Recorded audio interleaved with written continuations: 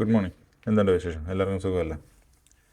അപ്പോൾ ഇന്ന് ഞാൻ ചെയ്യാൻ പോകുന്നത്, എൻ്റെ കയ്യിൽ കുറച്ചധികം എന്ന് വെച്ചാൽ 22 പെർഫ്യൂംസ് ഉണ്ട്. അപ്പോൾ അതിൽ പെർഫ്യൂംസിനെ പറ്റി കുറച്ച് ഒന്ന് പറയാമെന്ന് വെച്ചാൽ ഓരോന്നായിട്ട് ഓരോ എപ്പിസോഡായിട്ട് ചെയ്യാമല്ലോ നമുക്ക്.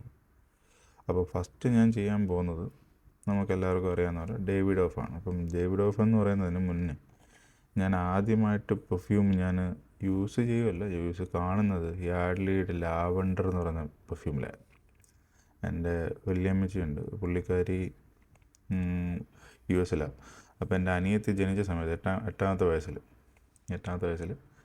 ഞങ്ങൾക്ക് കൊണ്ടുത്തന്നതാണ് യാഡ്ലിയുടെ ലാവണ്ടർ. അത് കണ്ണിലടിച്ചാണ് അതെടുത്ത് തുടങ്ങുന്നത്. അത് തുറന്ന് അത് മണക്കാനുള്ള ശ്രമത്തിനിടയിൽ ഇത് ഞെക്കി കണ്ണിലെല്ലാം ആയി.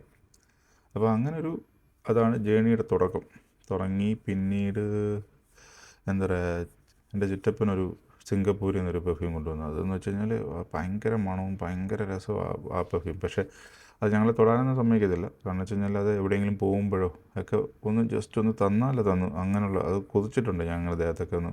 അത് ചിറ്റപ്പൻ തരാതെയല്ല, എൻ്റെ അച്ഛനാണ് തരാത്ത. കാരണം അത് ഇവിടെയെങ്കിലും കിട്ടത്തില്ല, ഇന്ത്യയിൽ കിട്ടത്തില്ല. ആ സമയത്ത് ഇങ്ങനെ പെർഫ്യൂമൊന്നും അത്രയ്ക്ക് എസ്റ്റാബ്ലിഷ്ഡ് ആയിട്ടില്ലല്ലോ, ആർക്കും അങ്ങനെ കിട്ടില്ല. അപ്പോൾ അതുകൊണ്ട് ഒരെണ്ണം കിട്ടിക്കഴിഞ്ഞാൽ അത് മാക്സിമം ഉപയോഗിക്കുക എന്നുള്ളതാണ് അന്നത്തേത്. പിന്നീട് കുറേ നാൾ കഴിഞ്ഞ് 10 + 2 ഒക്കെ ആയപ്പോഴാണ് ആക്സും അങ്ങനെയുള്ള ഒരുപാട് പെർഫ്യൂംസ് എല്ലാം നമ്മൾ ഉപയോഗിച്ചു. നിങ്ങൾ ഉപയോഗിച്ചിട്ടുണ്ടാവും, പല പരസ്യങ്ങളും കണ്ട് നമ്മൾ ഇതെല്ലാം വാങ്ങിച്ചിട്ടുണ്ടാവും. പല ആഗ്രഹങ്ങളോടുകൂടി നമ്മൾ പെർഫ്യൂം വാങ്ങിച്ചിട്ടുണ്ടാവും. അതായത് എനിക്ക് ഓർമ്മയുണ്ട്, ഒരു പെർഫ്യൂം അടിച്ചിട്ട് ഇങ്ങനെ നടക്കുമ്പം പെണ്ണുങ്ങളെല്ലാം പുറകെ നടക്കുന്നതായിട്ടൊക്കെ. അതൊക്കെ കണ്ട് ഞങ്ങൾ പോയി ആ സമയത്ത് അച്ഛൻ്റെ അമ്മയുടെ നിന്നൊക്കെ പൈസ വാങ്ങിച്ചിട്ട് പോയി എന്താ പറയുക, ഈ പെർഫ്യൂം വാങ്ങിച്ചടിക്കും. ആരെങ്കിലുമൊക്കെ പുറകെ വന്നാലോ, എൻ്റെ ഒന്നും പുറകെ ഒരു പട്ടിക്കുഞ്ഞു പോലും വന്നിട്ടില്ല. അതുകൊണ്ട് പിന്നെ ഞാൻ രക്ഷപ്പെട്ടു. ഒരുപാട് പേര് വന്നിട്ടുണ്ടെങ്കിൽ ആകെ കഷ്ടപ്പെട്ടു പോകാൻ. അപ്പം അങ്ങനെ ദുബായിൽ വന്നപ്പോഴാണ് പെർഫ്യൂമുകൾ എന്താണെന്നും പെർഫ്യൂംസ് എത്രമാത്രം പെർഫ്യൂംസാണ് ഇവിടെ ഉപയോഗിക്കുന്നതെന്നും നമുക്ക് എത്തിപ്പിടിക്കാൻ പോലും പറ്റാത്ത രീതിയിലുള്ള എമൗണ്ടുള്ള പെർഫ്യൂംസ് ഉണ്ടെന്നും മനസ്സിലാക്കുന്നത്. കാരണം വേറെ ഒന്നുമല്ല, ഇവിടെ നന്നായിട്ട് വിയർക്കും. ചൂടെന്ന് പറഞ്ഞാൽ 45-50 ആ റേഞ്ചിനകത്ത് നല്ല ചൂടുള്ളതാണ്. ആ ചൂടുള്ള സമയത്ത് നമുക്ക് പെർഫ്യൂം ഇല്ലാതെ നമ്മൾ പുറത്തോട്ട് ഇറങ്ങുവാണെങ്കിൽ നമുക്കൊരു വല്ലാത്തൊരു മണം നമ്മുടെ ദേഹത്തു നിന്ന് വരും. കാരണം വെച്ച് കഴിഞ്ഞാൽ വിയർത്ത് ഒലിക്കുക എന്ന് പറയും. നമ്മുടെ നാട്ടിലൊക്കെ ഒരുമാതിരി ഒട്ടിപ്പിടിക്കുന്ന പോലത്തെ വിയർപ്പില്ല, ഇത് അങ്ങനെയല്ല, വിയർത്തൊലിക്കും. അപ്പം നമുക്ക് എന്തായാലും വിയർപ്പിൻ്റെ മണം വരും. അപ്പോൾ അതിൽ നിന്ന് രക്ഷപ്പെടാൻ വേണ്ടിയിട്ടാണ് ഇവിടെ ഉള്ളൊരു മെയിനായിട്ട് പെർഫ്യൂം ഉപയോഗിക്കുന്നത്. ആദ്യമൊക്കെ നമ്മൾ ചെറിയ നോർമൽ കുഞ്ഞു സ്പ്രേകളൊക്കെ നമ്മൾ ഉപയോഗിച്ച് സ്പ്രേ പോലത്തെ ചെറിയ ബോഡി സ്പ്രേയും കാര്യങ്ങളൊക്കെ ഉപയോഗിച്ചു. പക്ഷേ അതൊന്നും ആക്റ്റീവ് അല്ല, അങ്ങനെ അത്രയും ഉപയോഗിക്കും. പിന്നെ ഞാൻ ഉപയോഗിച്ച ഒരു ദുബായ് വന്നിട്ട് ഉപയോഗിച്ച ജന്നത്തുൽ ഫിർദൗസ് എന്ന് പറഞ്ഞിട്ട് സൗദി അറേബ്യയുടെ ആണെന്ന് തോന്നുന്നു അത്. പക്ഷേ അതും എല്ലാവർക്കും അങ്ങോട്ട് ഇഷ്ടപ്പെടത്തില്ല അതിൻ്റെ മണം. എനിക്കിഷ്ടമായിരുന്നു, പക്ഷേ ഞാൻ തേച്ചുകൊണ്ട് വരുമ്പോഴത്തേക്കും ആൾക്കാർക്ക് ഇതെന്ത് മണം, അത് വല്ലാത്ത മണമാണല്ലോ എന്നൊക്കെ ചോദിക്കുന്നൊരു സിറ്റുവേഷൻ വന്നു. പക്ഷേ പണ്ട് ഗൾഫുകാരൊക്കെ കൊണ്ടുവന്നുകൊണ്ടിരുന്നൊരു സാധനമാണ് ജന്നത്തുൽ ഫിർദൗസ്. അത് പക്ഷേ ഒറിജിനലായിരുന്നു ഞാൻ വാങ്ങിച്ചതെന്ന് എനിക്കറിയത്തില്ല. അപ്പോൾ അങ്ങനെ ഞാൻ അതിലാണ് ഫസ്റ്റ് തുടങ്ങുന്നത്. പിന്നീട് എല്ലാവർക്കും ഇഷ്ടമുള്ളൊരു മണവും എല്ലാവരുടെയും തുടക്കവും എനിക്ക് തോന്നുന്നു ഈ സാധനത്തിലായിരിക്കും. പെർഫ്യൂം കളക്ഷൻ ഉള്ള എല്ലാവരുടെയും തുടക്കം ഇത് തന്നെ ആയിരിക്കും. ഇത് ഡേവിഡ് ഓഫിൻ്റെ cool water one of the ബെസ്റ്റാണ്. ഇതിൽ 2-3 ടൈപ്പ് ഉണ്ട്. ടോയ്ലറ്റ് ഉണ്ട്, പെർഫ്യൂമേ ഉണ്ട്, അങ്ങനെയൊക്കെയുള്ള പല കാര്യങ്ങളൊക്കെ ഉണ്ട് പെർഫ്യൂമിൽ. പക്ഷേ എൻ്റെ കയ്യിലിരിക്കുന്നത് നോർമലാണ്.